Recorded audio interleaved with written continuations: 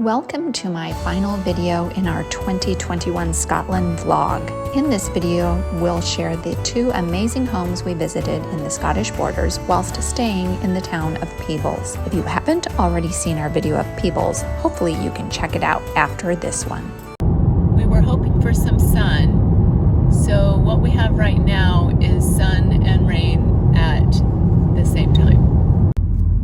We are currently driving through Interleithen in the Tweed Valley, hoping to dash about and see a couple lovely homes and gardens today, and hoping that we get a wee bit of sun. Scotland is known for being rainy, and I'm sure we'll see a few more raindrops today, but a little sun would be lovely as well. First up is the fascinating home of Sir Walter Scott, called Abbotsford. Abbotsford was home to the world-renowned novelist and poet Sir Walter Scott and his family. Of course, we were visiting during the age of COVID, and I appreciated the safety measures that the property communicated in a thematic way. We have just arrived here in Abbotsford, and it is cold, it is windy, and it might rain. So I'm wearing my perennial ponytail and 3 layers of cardigans and jackets, and we're going to have a look around. We're going to start with the house and then explore the gardens. Let me tell you a bit about Scott, the famous Scott. Sir Walter Scott became known as a narrative poet between 1805 and 1815, publishing works such as The Lady of the Lake and The Lord of the Isles. Poetry works that combined sweeping landscapes, adventure, political intrigue, terror, and even love stories. His works promoted and exalted the little-known Scotland into a thrilling and dramatic country that captivated readers around the world. In fact, his writing fueled a worldwide interest in all things Scottish. Scott helped to reinvent tartan as both a national symbol and a fashion statement. In case you didn't notice this image from my Edinburgh video, it shows a variety of magenta clan tartans. His most popular work, the novel Ivanhoe, was published in 1819. Thanks to Sir Walter Scott, novels became the dominant literary form. And by the 1820s, Scott was praised as being one of the 3 most important authors in literary history, alongside the likes of Goethe and Shakespeare. Not only was he a massively successful author and poet, according to some, even the world's greatest author, he actually started his career as a lawyer, and was even made sheriff in the county. In his trips to the Scottish borders for his work as an advocate in the court circuit, he used his spare time to collect local ballads and folk tales so he could preserve and perpetuate these important cultural works. In 1811, Scott purchased this land next to the River Tweed and spent 14 years transforming the farmhouse, barn, and duck pond into a stately villa in more than 1,000 acres of lush woodland. While not excessively showy as other manor houses were in that day, it was a lovely home filled with his collection of furniture, art, armor, and artifacts connected to famous figures in Scottish and European history. But it wasn't just an artistic museum. It was also fitted with the most modern conveniences available, such as gas lighting, underfloor heating, and flush toilets. Scott was very pleased with Abbotsford and found great satisfaction in creating a home and gardens which reflected his personality, priorities, and philosophy.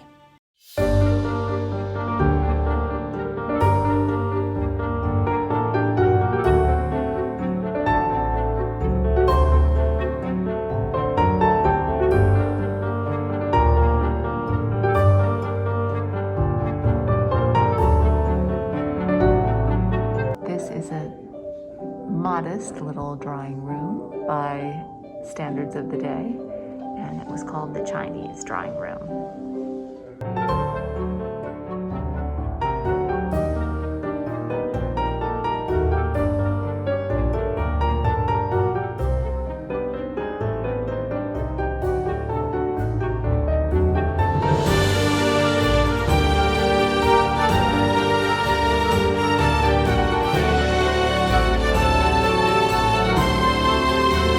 Near the exit at the end of the tour of Abbotsford are a collection of drawings and paintings which have fascinating stories connected to them.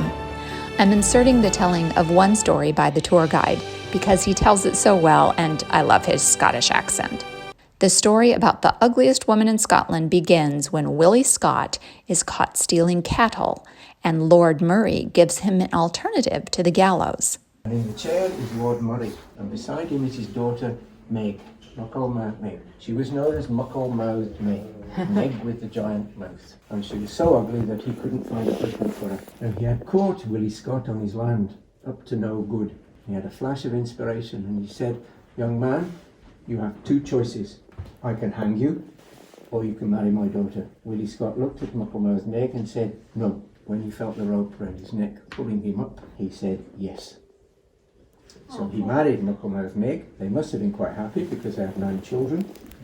And had they had not had children, there would have been no Montesquieu.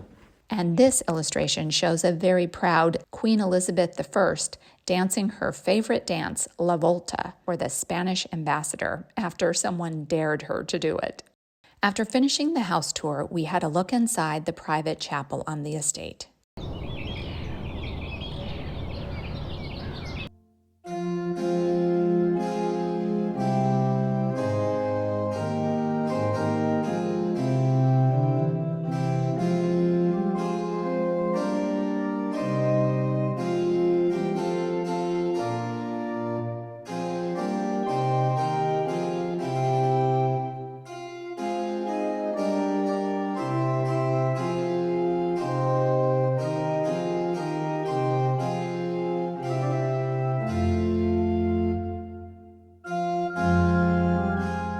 And now for a look around the gardens.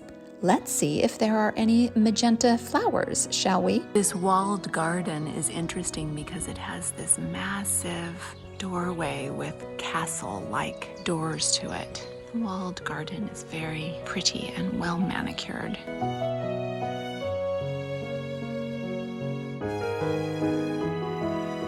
Queen Victoria was introduced to Scott when she was a young princess. Balmoral, the Scottish holiday home of the royal family, was inspired by Queen Victoria's love of Sir Walter Scott's books and indeed of Abbotsford itself.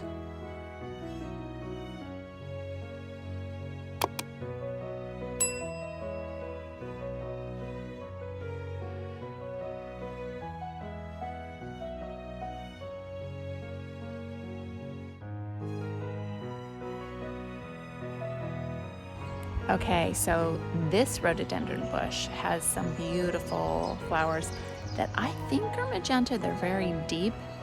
Tell me what you like better, these or these. Which do you like better?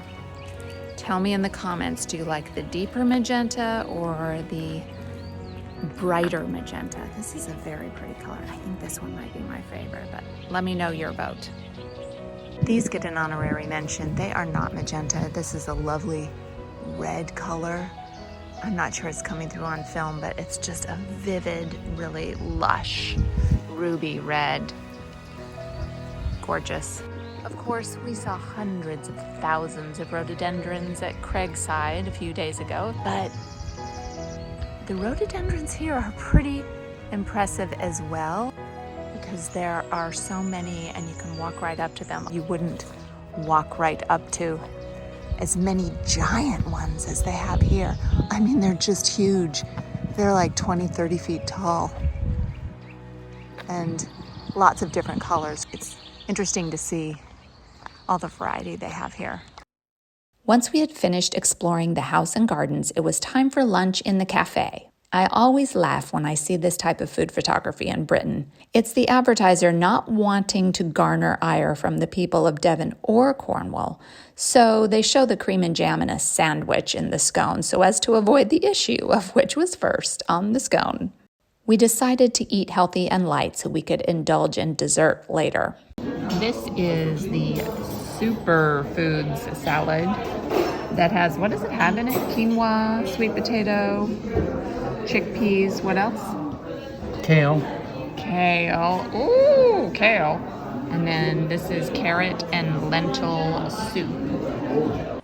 We really enjoyed our visit to Abbotsford, and it was special to be here on the 250th anniversary of the birth of Sir Walter Scott.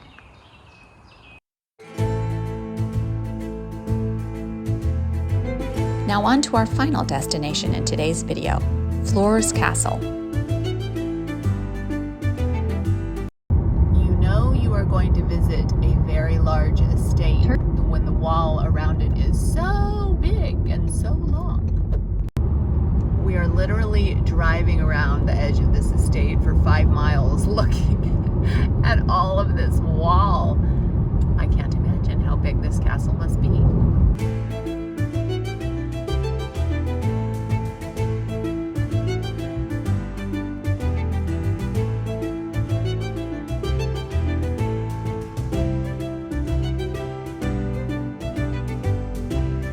This part of the drive up to Flores does remind me of Craigside with all the light purple rhododendrons. And this is a massive estate. Craigside was pretty massive too, but this is bigger. Yesterday we were at Edinburgh Castle, which is of course the most famous, popular castle in Scotland. But today we're at Flores Castle, which is the largest inhabited castle in Scotland. So we're excited to check it out. Flores has been the home of the Dukes of Roxburghe since the 1700s, and the castle received its very lavish expanse to its current state, as well as the opulent furnishings, thanks to one of the dukes marrying an American heiress who was extremely wealthy. Unfortunately, Flores Castle does not allow any photography or videography within it, so you will not be seeing all of the lavish rooms that we visited today. But I will show you a couple lovely postcards I got with photos of inside, including the drawing room and the ballroom and my favorite painting from inside. Even though we can't share with you all the opulent rooms, artwork, and furnishings inside, I can show you around the impressive gardens. So let's go look for some more magenta flowers. Flores Castle has amazing gardens, and it's very windy outside, so I am not going to try to film any talking outside, but they also have massive greenhouses here. So when I'm in the nice glass houses with lots of flowers inside, I'm going to show you what that looks like and then do some filming of the great gardens outside as well. So I'm going to stop talking and just show you some stuff. Starting with these lovely fuchsias, which are, of course, magenta.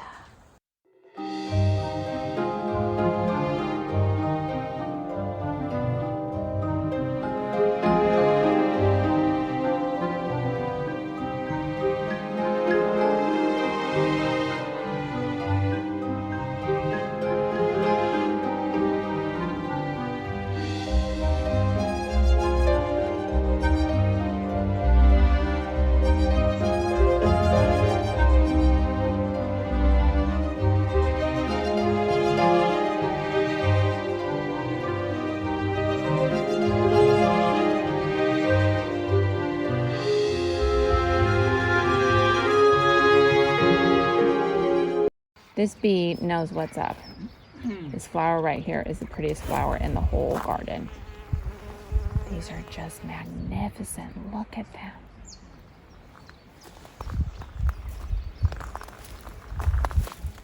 I want all of these in my garden.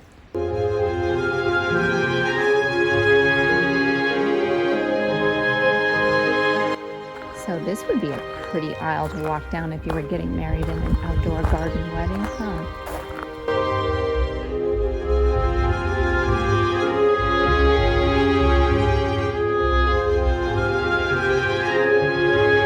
These look like thistles to me. I am not a botanist, so I don't know my plants, but these look like thistles, which I imagine usually being purple, but these kind of look like magenta thistles.